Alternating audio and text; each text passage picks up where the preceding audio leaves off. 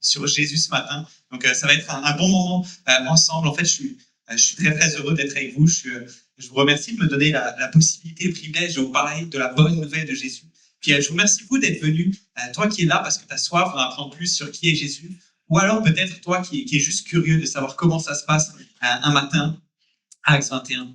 Et avant qu'on se lance, j'ai un petit quelque chose à vous faire deviner ici sur l'écran. On va voir si l'écran fonctionne. Yes. Est-ce que vous savez qu'est-ce que ça c'est? Est-ce que vous avez une idée? C'est pas ma fréquence cardiaque lorsque je cours sur Strava que vous pouvez voir.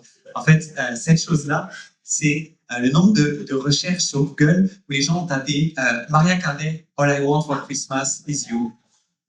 Comme vous pouvez voir, chaque année, en fait, Mariah Carey, elle renaît de ses cendres et c'est chaque pic que vous pouvez voir à la fin de l'automne. Puis si je vous dis ça, en fait, c'est pas pour vous faire peur, mais vous voyez le petit pointillé à la fin. En fait, cette chose-là, c'est là où on se trouve en ce moment. Et c'est le signe, peut-être le signe par excellence que Noël s'en vient bientôt. Puis, je veux dire courage à tous les maris, vous qui n'avez plus d'excuses maintenant qu'Halloween est passé, pour que votre femme puisse mettre des musiques de Noël dans votre auto, qu'elle puisse installer sa main. Courage, je suis tout cœur avec vous. Et pourquoi je vous parle de tout ça? Je vous parle de Noël, en fait. Est-ce que vous avez déjà vu comment un enfant, je vais juste changer de micro.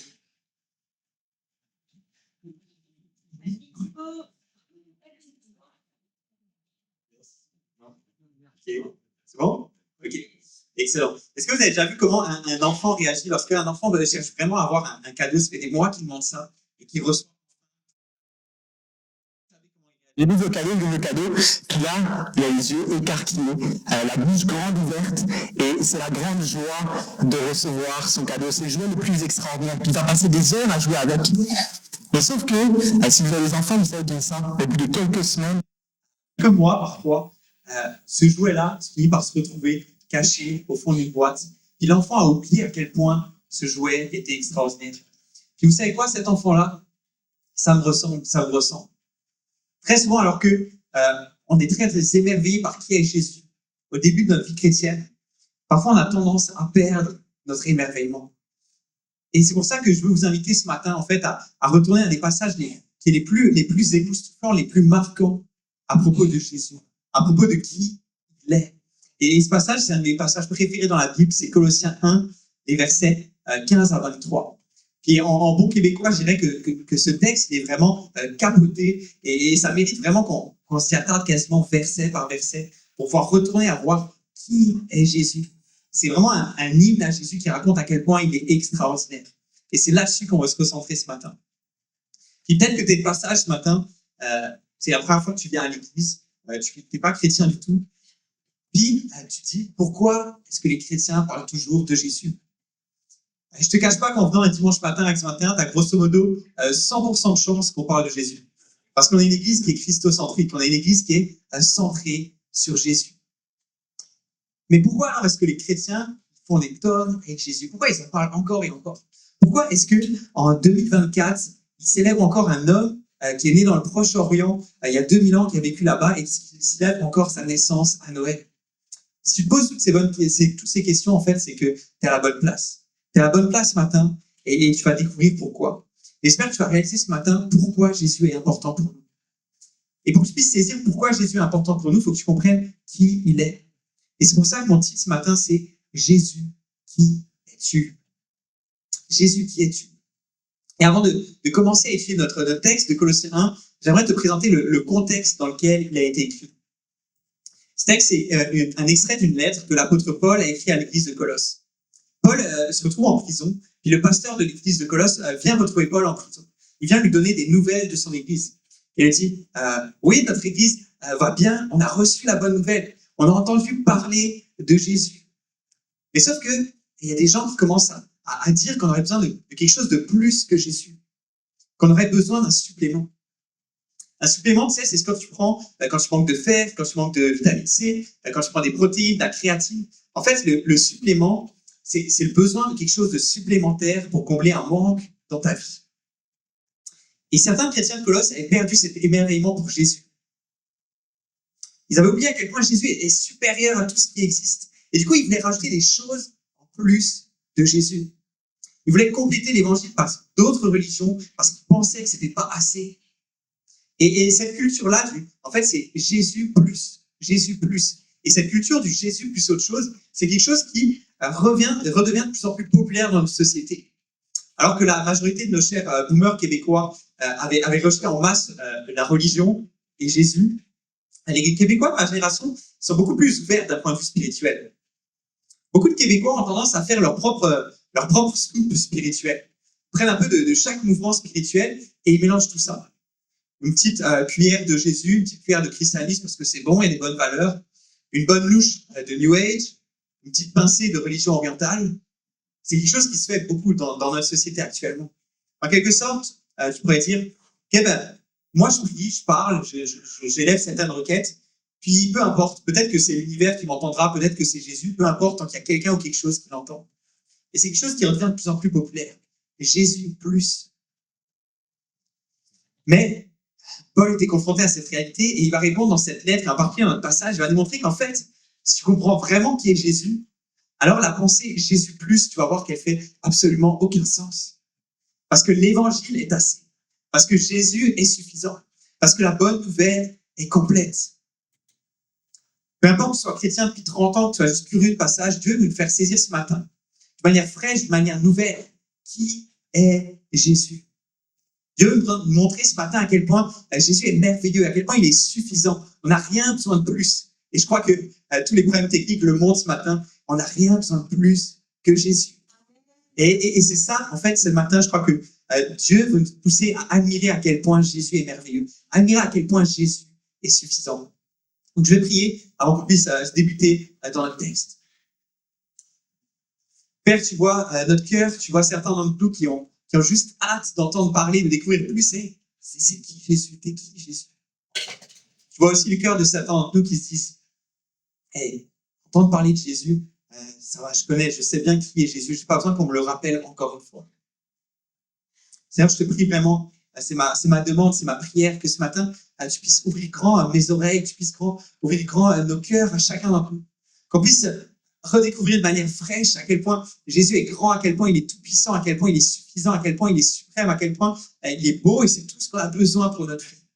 Je te prie vraiment qu'on puisse le réaliser et qu'on puisse découvrir à quel point l'identité de Jésus qui il est change profondément notre vie, Seigneur. C'est ça que je te prie, dans le nom de Jésus. Amen.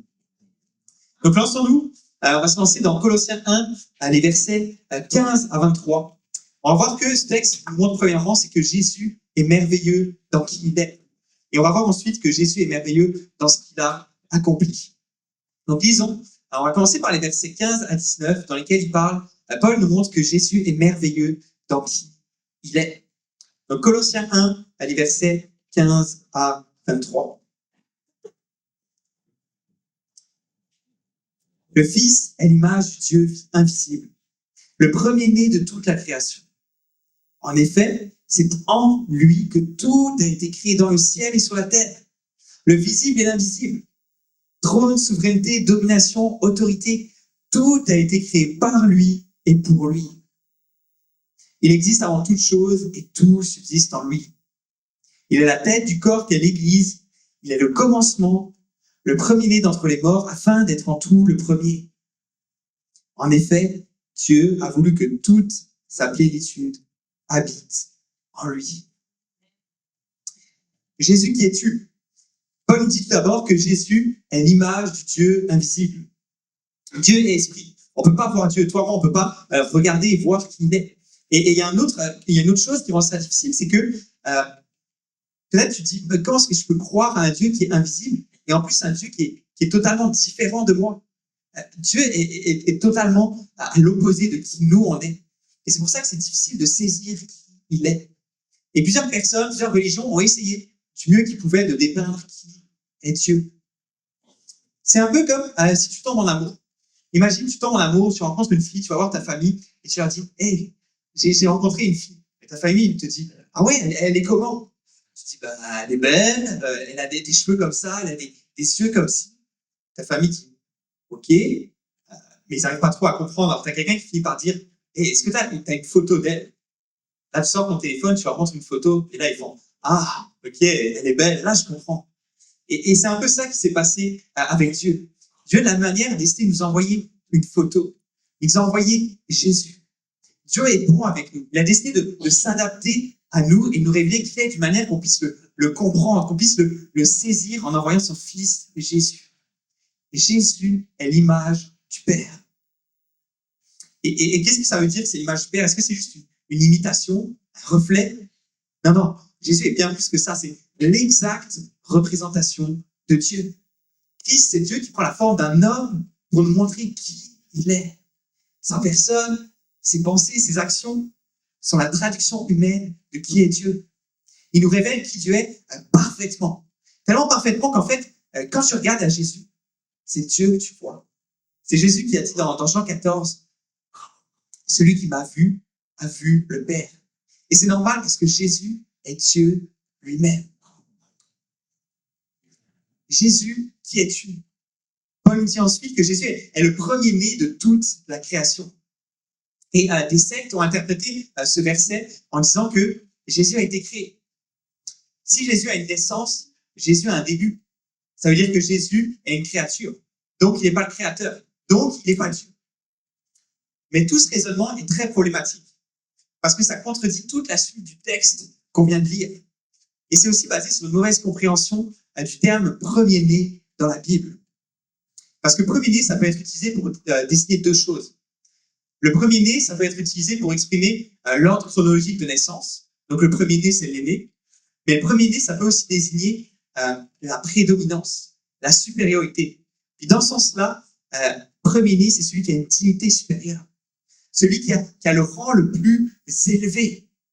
Et c'est dans ce sens-là que Paul utilise ce mot ici. Paul déclare la suprématie de Christ. Il n'y a personne qui est au-dessus de lui. Christ est celui qui domine sur toute la création. C'est lui le maître, c'est lui le roi de toute la création. En ce moment même, Jésus, il règne sur toute la création. Il règne sur toute la terre. Il règne sur toute situation. Et ça, c'est quelque chose qui est extrêmement rassurant pour ma vie, pour ta vie, dans ce que tu peux traverser ensemble. Je relis le verset 7. En effet, c'est en lui que tout a été créé dans le ciel et sur la terre, le visible et l'invisible, trône, souveraineté, domination, autorité. Jésus, lui, le premier-né de toute la création, ne peut pas faire partie de la création en soi, parce qu'il y a écrit que toute chose a été créée en lui. Et si tout a été créé en lui, ça signifie que lui n'a pas été créé. Ça signifie qu'il est éternel, qu'il a toujours existé. Et le verset précédent, on parlait à quel point Jésus domine, il règne sur toute la création. Mais en fait, c'est normal parce que c'est lui qui est l'architecte, c'est lui qui a fait tout ça, donc c'est normal qu'il domine là-dessus.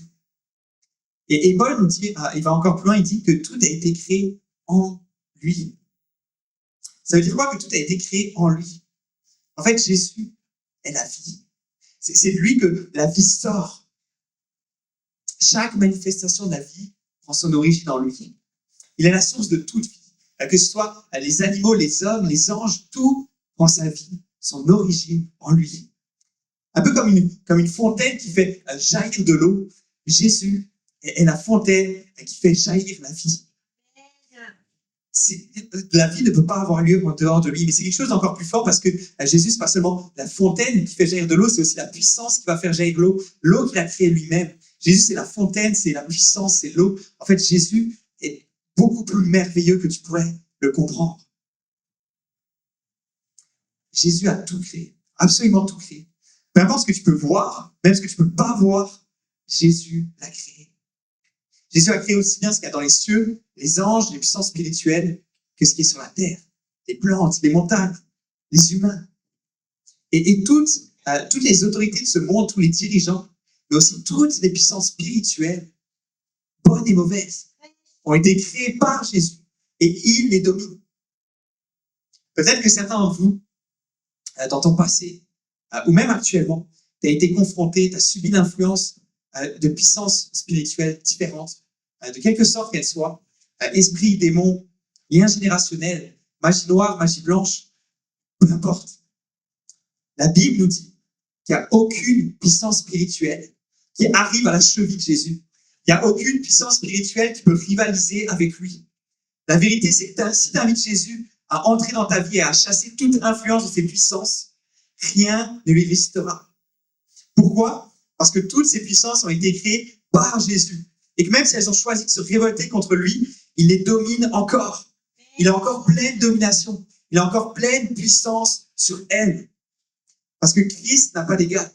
Christ n'a aucun rival. Sa suprématie est sans égal. Jésus, qui es-tu? La fin du verset 16 nous dit, tout a été créé par lui et pour lui. Jésus, c'est à la fois l'agent, l'artisan de la création, celui par qui tout a été créé, mais c'est aussi celui qui est l'objectif de la création, celui pour qui tout a été créé. C'est à la fois l'initiateur et la finalité. En fait, c'est une affirmation qu'on ne peut plus claire que Jésus est Dieu. Aucun homme peut se vanter de dire « Ok, tout a été créé par moi et tout existe pour moi ». Aucun homme ne peut dire ça. Seulement Dieu peut dire ça. Et Paul s'oppose ainsi à certains enseignants de Colosse qui disaient que Jésus n'était qu'un simple homme. Tout a été créé pour lui. Ça veut dire quoi pour lui? Ça veut dire que la raison pour laquelle la création a été faite, c'est pour Jésus. C'est pour lui rendre gloire. Toute chose, toute personne, qu'elle le veuille ou non, a été créée pour apporter gloire à Dieu. La vérité, c'est si tu vis, si en ce moment tu vis, si tu respires, si tu es sur terre, que tu le saches ou non, que tu le veuilles ou non, c'est pour apporter gloire à Jésus. C'est la raison pourquoi toute chose a été créée, rendre gloire à Dieu. Et absolument tout apporte gloire à Dieu, que ce soit de manière volontaire ou de manière involontaire, en tant qu'ennemi de Dieu. Et je vais aller dans des choses extrêmes, peut-être dures à comprendre, peut-être même choquantes quand on les entend pour la première fois. Mais même Satan existe pour glorifier Christ. Pourquoi est-ce que présentement Satan n'est pas enchaîné en enfer? Pourquoi est-ce que Dieu laisse Satan agir? Est-ce que c'est parce que Dieu n'a pas la capacité de le faire, de l'amener en enfer? Ou est-ce que c'est parce que Satan est un agent entre les mains de Dieu qui indirectement le glorifie? La vérité, c'est que chaque fois que chacun d'entre vous prenez la décision d'obéir à Dieu, de lui rendre gloire, plutôt que d'obéir à l'ennemi, à Satan, Dieu est honoré. Donc même Satan glorifie Dieu indirectement par son existence. Et s'il est pour l'instant pas encore enchaîné, c'est parce que Dieu s'en sert à ses dépens pour être glorifié. Même au travers de la maladie, du cancer, qui sont des choses qui attristent Dieu, des choses terribles. Dieu est glorifié. Il est glorifié par la guérison qu'il peut apporter. Amen. Mais même lorsqu'il choisit de ne pas guérir pour l'instant, Dieu est glorifié par le soutien, par la paix, par l'assurance qu'il peut donner à cette personne-là et par le témoignage qu'elle va pouvoir être pour les personnes qui l'entourent. Par toute chose, absolument toute chose, Christ est glorifié. La beauté, c'est pour glorifier Christ. Nos 5 sens, c'est pour glorifier Christ. La vue d'un magnifique lac avec des montagnes enneigées au-dessus. L'écoute d'une musique apaisante. Une bonne odeur qui embaume ta maison. Un plat qui est savoureux, qui est raffiné au restaurant. La douceur, la chaleur du toucher d'une personne qui t'aime. Tout ça, ça glorifie Dieu. Tout aurait pu être monochrome, sentir la même chose. Mais c'est pas comme ça que Dieu l'a créé. Et pourquoi est-ce qu'il a fait ce monde si merveilleux? Parce que Dieu veut qu'on s'acclame. Waouh! Ce monde est extraordinaire. Notre Créateur est fabuleux. Alors admirons à quel point Jésus est merveilleux. Continuons au début du verset 17. Il existe avant toute chose. Ça parle de la primo-existence de Jésus. Jésus existait avant toute chose. Avant que notre univers n'existe, Jésus existait parce qu'il n'a pas de début. Jésus était avant la création. Il est celui qui est. Jésus est en dehors du temps, il a toujours été et il sera toujours. Les humains ont toujours eu une fascination pour ce qui est ancien. Les fossiles, les monuments historiques, Céline Dion. Non, je rigole, on n'a pas le droit de s'attaquer à Céline Dion au Québec, c'est un trésor protégé.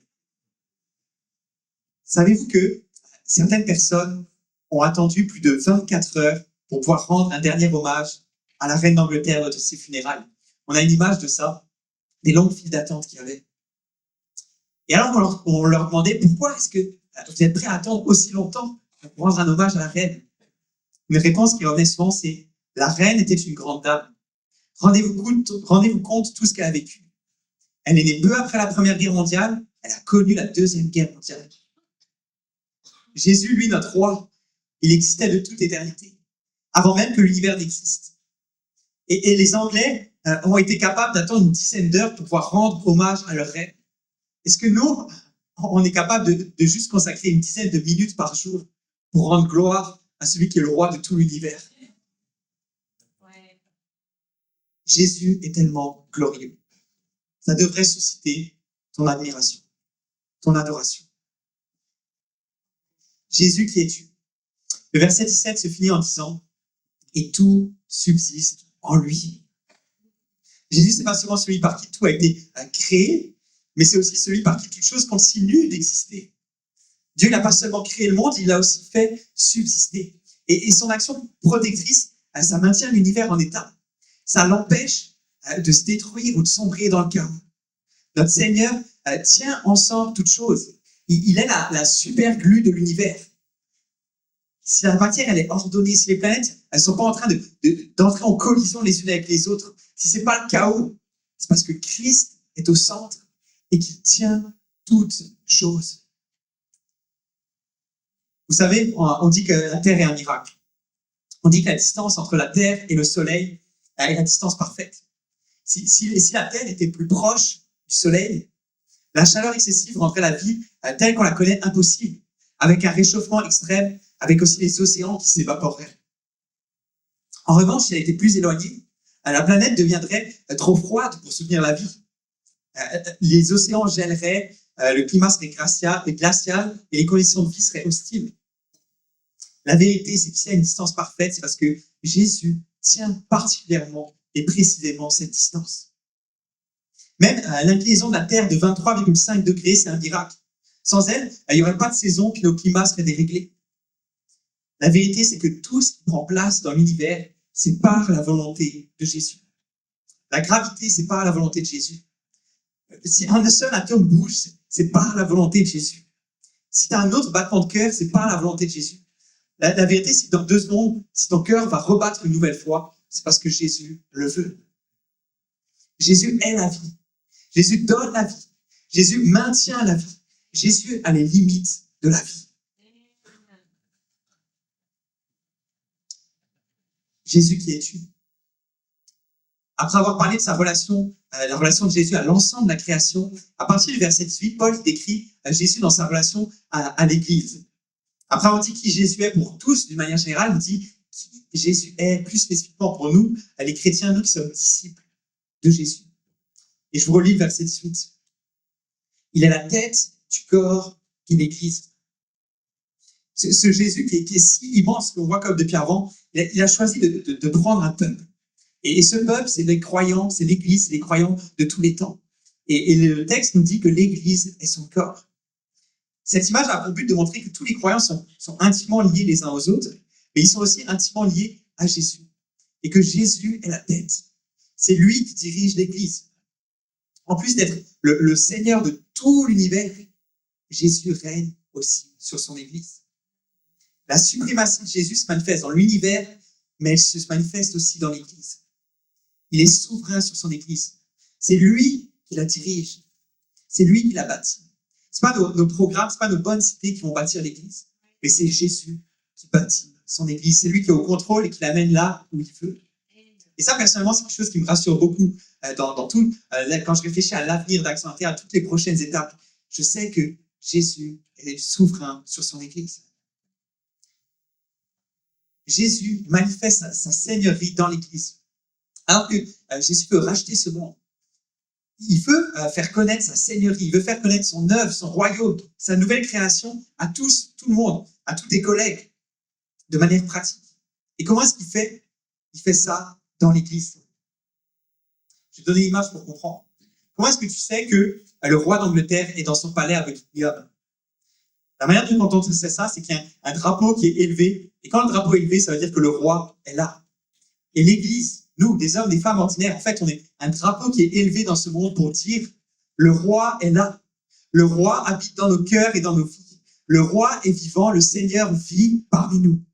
La Seigneurie de Jésus se manifeste à travers de l'Église. Jésus, qui es-tu? Le verset 18 finit en disant que Jésus est le commencement, le premier-né d'entre les morts, afin d'être en tout le premier. C'est un peu paradoxal de dire que Jésus est le premier-né d'entre les morts. Ça veut dire quoi? Jésus, qui est pleinement Dieu, mais aussi pleinement homme, est le premier homme à être mort et ressuscité dans un corps immortel. Jésus, c'est le premier homme de la nouvelle création. Et la résurrection de Jésus, elle initie, mais aussi elle garantit notre propre résurrection à nous. Tous ceux qui vont placer leur confiance en Jésus vont aussi connaître la même chose. Ils vont vaincre la mort et ressusciter pour vivre éternellement avec Jésus dans ce qu'on appelle la nouvelle création. Ici, le premier-né d'entre les morts, ça fait écho à ce qu'on a vu au début du passage. Il y avait écrit le premier-né de toute la création. Jésus est donc en tout le premier. Il est le premier autant dans la première création que dans la deuxième création qui s'en vient. Et ici, le mot premier-né a les deux sens qu'on a vu au début. Il est à la fois le plus grand, le plus proéminent dans cette nouvelle création, mais c'est aussi le premier-né dans le temps. Et là, tu vas peut-être me dire, mais Thibaut, il n'y a pas eu d'autres résurrections dans la Bible avant celle de Jésus? Il me semble que Élie a ressuscité quelqu'un. Il me semble que Lazare aussi, lui, est ressuscité. Oui, mais la résurrection de Jésus est très différente. C'est le premier à être ressuscité d'une vie qui est éternelle avec un corps glorifié. Christ possède une vie que personne n'a eue avant lui. Il est le premier à avoir cette vie-là. En fait, ce que je veux que tu saisisses ce matin, ce que je veux saisir moi aussi, c'est que Jésus est le premier en tout. Peu importe où tu regardes, peu importe dans quelle sphère tu regardes, Jésus est le premier en tout. Quelles que soient les circonstances que tu traverses, Jésus est le premier en tout. Il n'y a pas plus merveilleux, il n'y a pas plus glorieux que lui. Et Paul finit cette section sur l'identité de Jésus en affirmant: en effet, Dieu a voulu que toute sa plénitude habite en lui. Dieu habite pleinement, complètement, parfaitement en Jésus. Et tout ce qui est en Dieu est en Christ. Jésus, c'est pas une imitation de Dieu, c'est pas non plus une petite partie de Dieu. En fait, Jésus est entièrement et pleinement Dieu. Ce verset nous parle de la plénitude. On s'entend que quand je parle de plénitude, ça englobe déjà tout. Et là, Paul, il nous dit, toute la plénitude de Dieu habite en lui. Il me semble que Paul, t'insistes un peu fortement là-dessus. En fait, si Paul insiste autant, c'est parce qu'il veut qu'on comprenne que Jésus, c'est pas 50% Dieu, 50% homme. Jésus, il est entièrement Dieu, il est 100% Dieu. Et ça, on ne réalise pas, mais c'est quelque chose d'incroyable. Comment est-ce que toute la plénitude de Dieu peut habiter dans un seul homme? C'est quelque chose d'irréaliste. C'est quelque chose qui nous dépasse. En fait, c'est le miracle de l'incarnation. Et j'aime cette image que donnait un pasteur. Tu vois, l'océan Atlantique qui sépare le Canada, la France, quand même assez grand. Imagine, tu prends cet océan, tu le ramènes derrière chez toi dans ton jardin, dans ta piscine, et tu remplis ta piscine avec l'océan. Et dans ta piscine, tu arrives à contenir tout l'océan. Ça nous dépasse. En fait, c'est vraiment ça le miracle de l'incarnation. Ça ne fonctionne pas. Comment est-ce que toute la plénitude de Dieu peut se retrouver dans un corps humain? Et en fait, c'est pour ça que Jésus est aussi glorieux. C'est pour ça que Jésus est bien, bien, bien plus grand que tu ne pourras jamais te le représenter. Jésus est merveilleux dans qui il est. On a vu à plein d'égards en quoi Jésus est merveilleux. Et peut-être que tu vas me dire ce matin, ok, ça change quoi pour ma vie, Thibaut? Ça change quoi pour ma vie? Ce passage nous a montré la suffisance de Jésus. Si toute la plénitude de Dieu habite en Jésus, alors tu as tout en Jésus. Tu n'as pas besoin de chercher un complément ailleurs. Tu as tout ce qu'il faut en Jésus pour être heureux. Tu n'as rien besoin de plus. La suffisance de Jésus change complètement ta vie. La suffisance de Jésus change complètement ta vie. Je te donne une image. Si je bois cette bouteille d'eau, même si je la cale, d'ici quelques heures, j'aurai encore soif. Il y a des religions, des mouvements spirituels dans le monde qui, d'une certaine façon, peuvent étancher ta soif spirituelle pendant un certain temps. Mais elles te combleront jamais. Jamais de manière permanente, définitive. Mais la vérité, c'est lorsque tu viens à Jésus, il te donne une eau de manière à ce que tu n'aies plus jamais soif. C'est ses propres paroles qu'il a dit dans la Bible. Et Jésus est suffisant.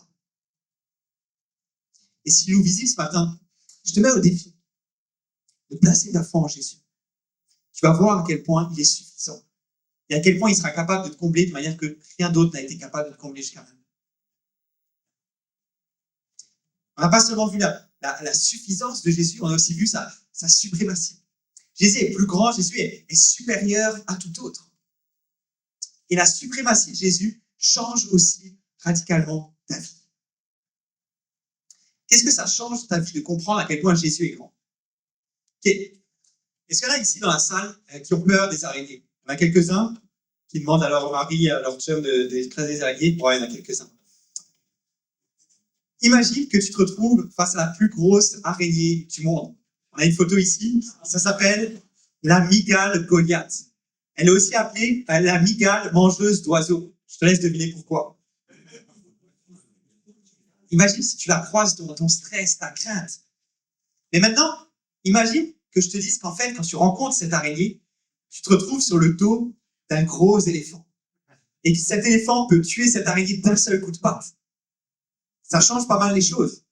La taille de l'araignée n'a pas changé. Mais par contre, elle devient beaucoup moins préoccupante. La réalité, c'est lorsque tu réalises à quel point Jésus est grand. Les problèmes de ta vie auront toujours la même taille. Mais lorsque tu vas regarder à Jésus, ils te sembleront beaucoup moins inquiétants. Regarde à la grandeur de Jésus ce matin.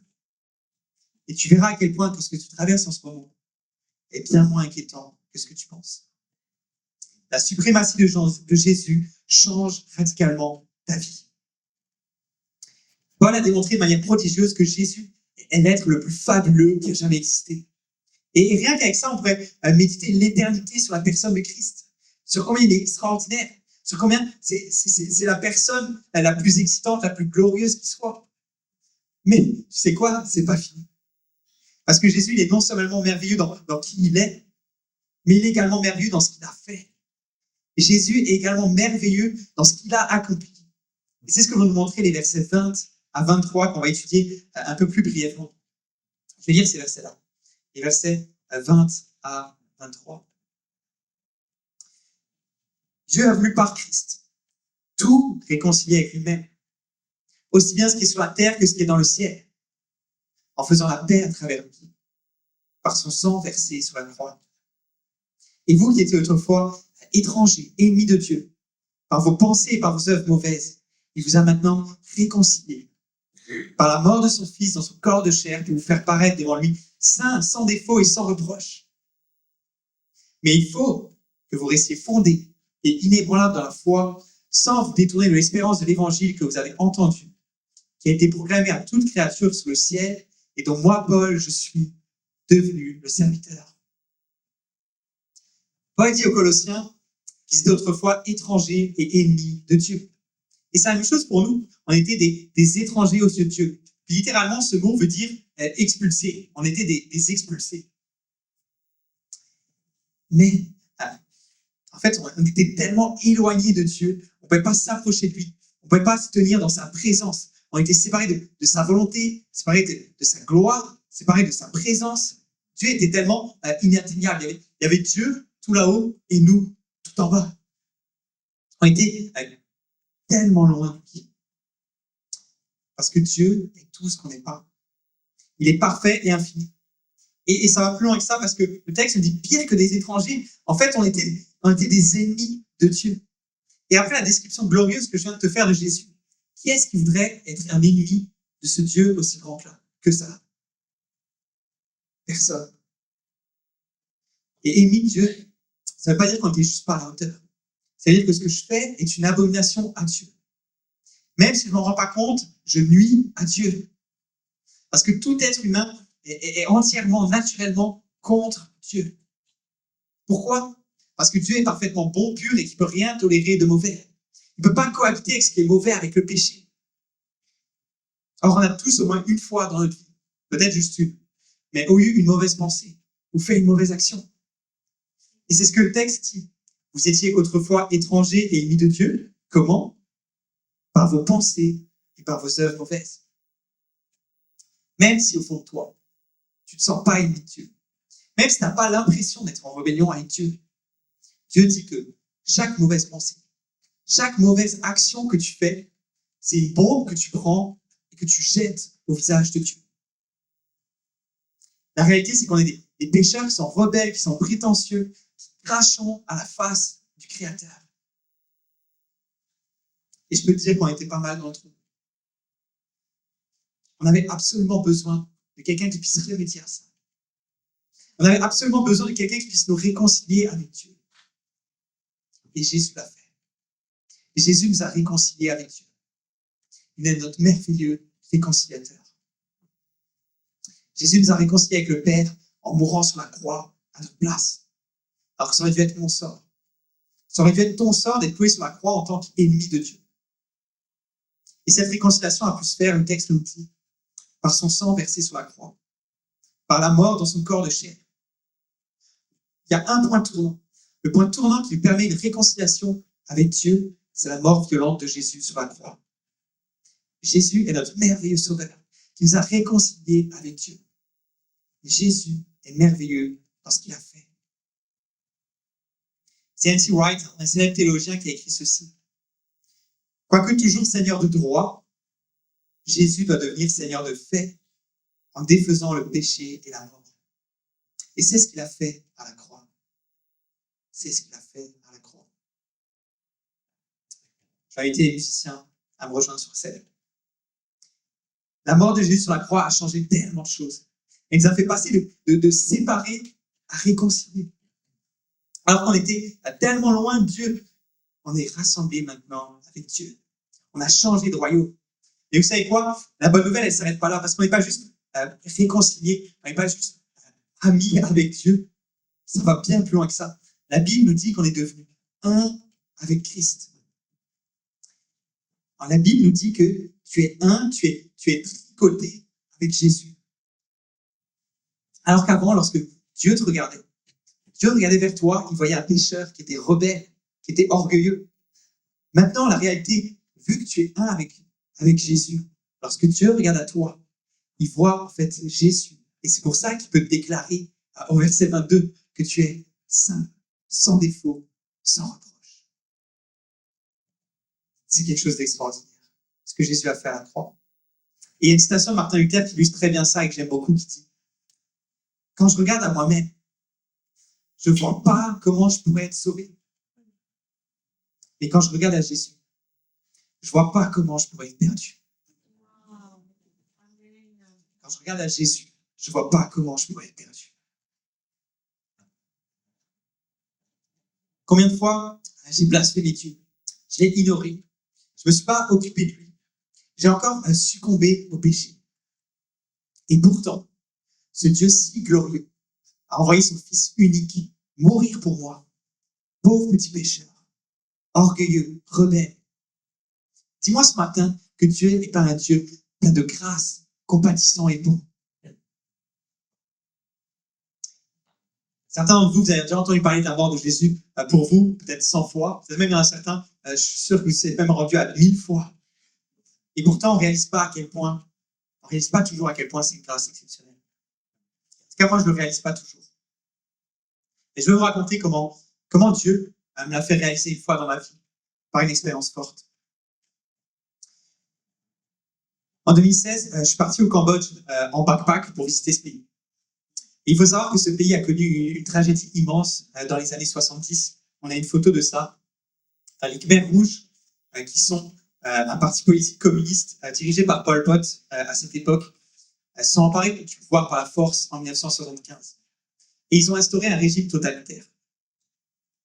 Les Khmers rouges ont instauré un régime de terreur, avec des exterminations massives, qui visaient ceux qui étaient supposés ennemis de l'État. Ça veut dire ceux qui faisaient partie de l'élite avant, les intellectuels, tout simplement des professeurs, des médecins, des ingénieurs, les minorités ethniques, les pratiquants de religion. Ça allait tellement loin que, en fait, rien que si tu parlais une langue étrangère, ou si tu avais des lunettes, c'était une simple excuse pour pouvoir que tu sois emprisonné et souvent tué. Et en à peine 4 ans, les Khmers rouges ont tué plus de 2 millions de leurs concitoyens, soit un quart de la population du Cambodge à l'époque. Imaginez, ils ont massacré un quart de leur propre population. Une horreur sans. Et alors que je visite ce pays en 2016, je me rends dans ce qui était à l'époque le plus grand camp, le plus grand centre de détention des Khmers rouges, qui s'appelle le centre S21, où les prisonniers étaient soumis à des tortures physiques, des tortures psychologiques tellement terribles que je ne voudrais pas te les dire avant d'être exécuté.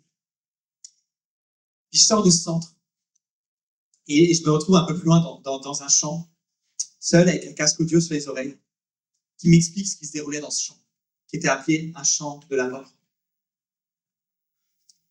Et c'est la photo suivante. Je suis désolé de vous partager ça, c'est cru, mais c'est ce qui passait.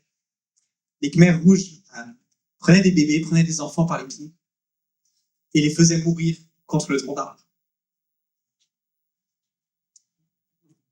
Et ils les mettaient dans une fosse ensuite. Et 40 ans plus tard, lorsque je me retrouvais là, il y a encore des vêtements, des restes de ces enfants qui remontaient à la surface. Et je pouvais observer ça. Et je me suis rarement senti aussi mal de ma vie. Et j'ai appris là quelque chose qui m'a encore plus ébranlé. Ken Gekhav, mieux connu sous le nom de Douche, était l'un des responsables les plus redoutés du régime des Khmers rouges. Et il dirigeait ce centre de détention S21 que je vais visiter.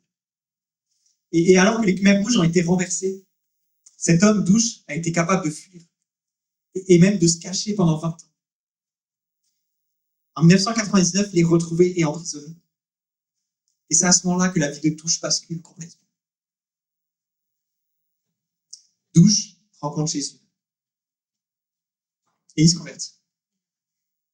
Il exprime son regret et il se repent pour les crimes qu'il a commis. Et il explique alors avoir ressenti à ce moment-là une véritable paix. Et il remercie Dieu de lui avoir totalement pardonné ses actions. Et la pensée que Dieu puisse déclarer saint, sans défaut, sans reproche, cet homme qui était directement responsable de la mort de plus de 20 000 personnes, qui était responsable de la mort atroce de bébés, m'a profondément révolté. Pendant des semaines, j'ai lutté avec cette idée. Pendant des semaines, j'étais révolté contre Dieu. Dieu, cet homme, c'est le pire des ennemis. Je ne peux pas être réconcilié avec lui. J'accepte pas que Jésus soit mort pour lui. Jusqu'à ce qu'un jour, je saisisse l'ampleur de la grâce de Dieu. Jusqu'à ce qu'un jour, alors que j'étais assis seul dans ma cuisine, je finisse par demander pardon à Dieu. Parce qu'au fond de moi, j'étais persuadé que je méritais plus d'être sauvé que Douche. Parce que j'étais une bien meilleure personne que lui. La vérité, c'est que je ne méritais pas plus que Douche d'être sauvé. La vérité, c'est qu'on était tous, toi, moi, chacun d'entre nous, on était tous des véritables ennemis de Dieu, pas juste Douche. Et on ne méritait absolument pas que Jésus meure pour être réconcilié avec Dieu. À ce moment précis, j'ai saisi à quel point ce que Jésus a fait est merveilleux. À ce moment précis, j'ai saisi que la grâce de Dieu était beaucoup, beaucoup, beaucoup plus profonde que ce que je serais jamais capable de réaliser. Réalises-tu que le fait que Jésus soit mort pour te réconcilier avec son Père, c'est à la fois beaucoup plus révoltant, mais aussi beaucoup plus beau que ce que tu ne seras jamais capable de comprendre.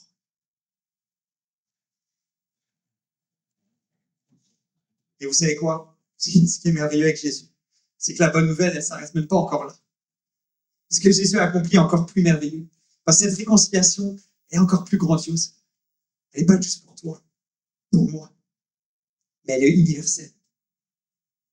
Paul dit au verset 20, Dieu a voulu par Christ tout réconcilier avec lui-même. Aussi bien ce qui est sur la terre que ce qui est dans le ciel. Le péché a non seulement brisé notre relation avec Dieu, mais elle a aussi rompu l'harmonie universelle, créant désordre et hostilité.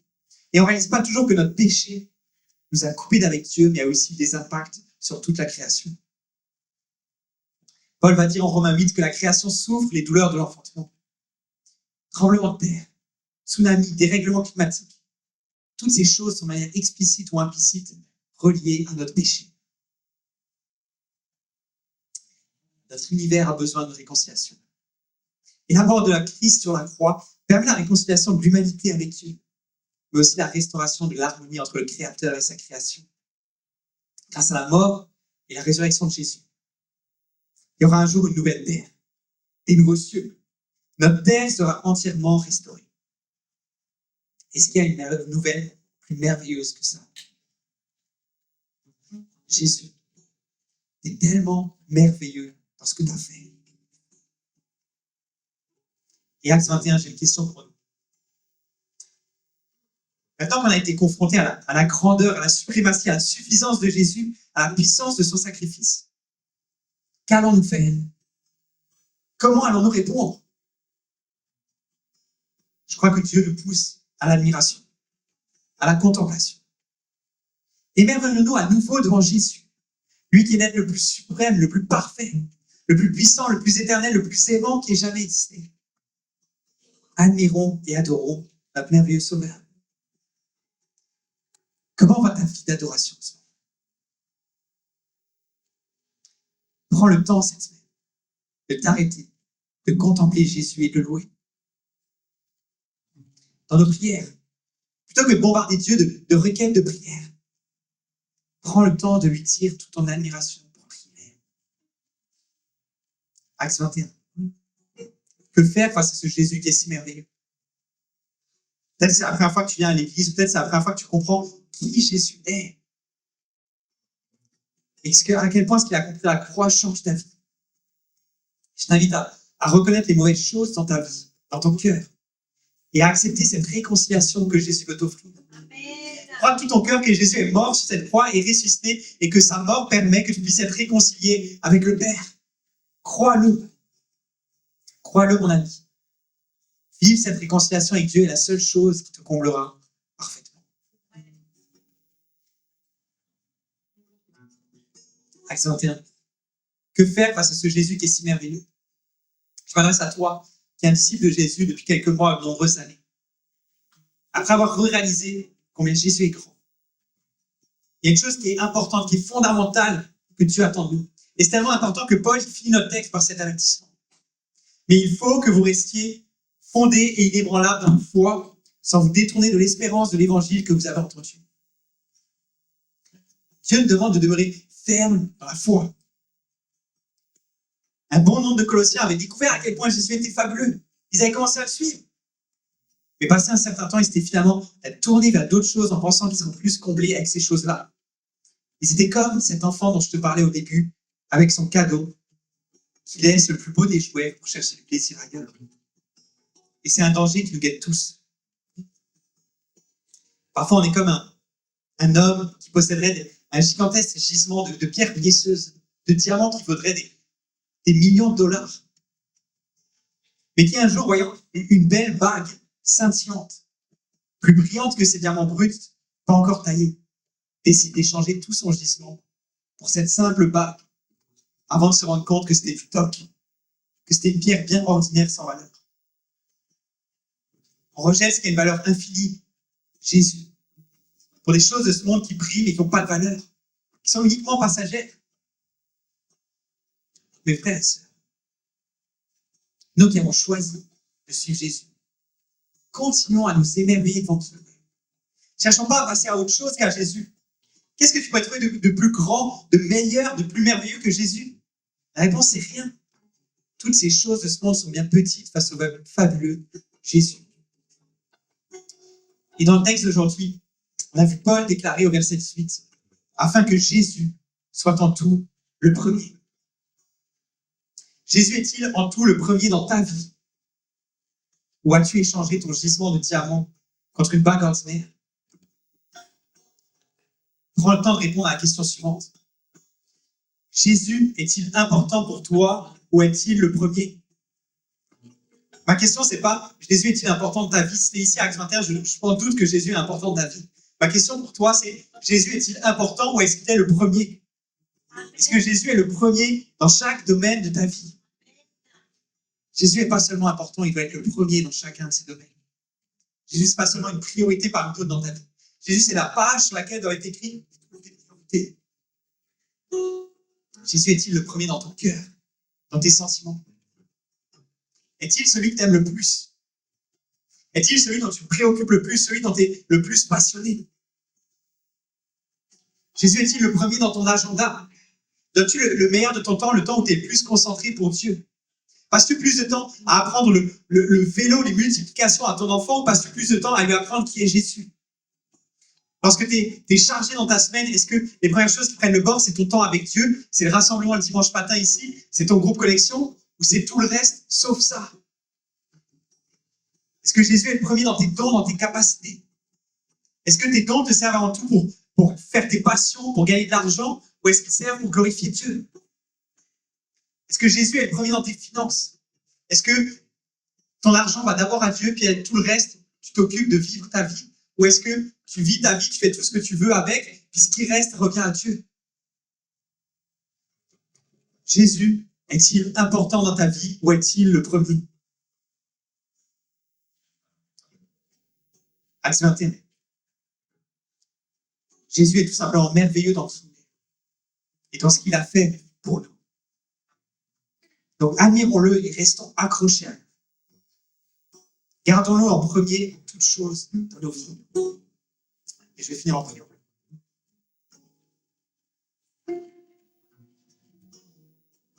Seigneur, je te demande pardon. Parce qu'il y a des domaines dans ma vie où ces derniers temps, tu n'étais plus le premier. Je te demande pardon parce que parfois je perds de mon émerveillement pour toi. On a tellement besoin de toi, on a besoin de toi à chaque seconde, à chaque jour, à chaque année, que tu nous rappelles à quel point ton Fils Jésus est extraordinaire, à quel point il est aimant, il est puissant, il est suprême, il est suffisant pour ma vie. J'ai rien de besoin de plus que lui.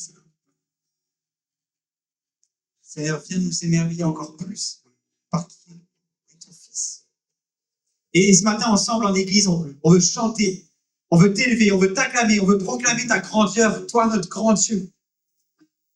Ô sois élevé, merveilleux Jésus. À toi soit la gloire, au siècle des siècles. Amen.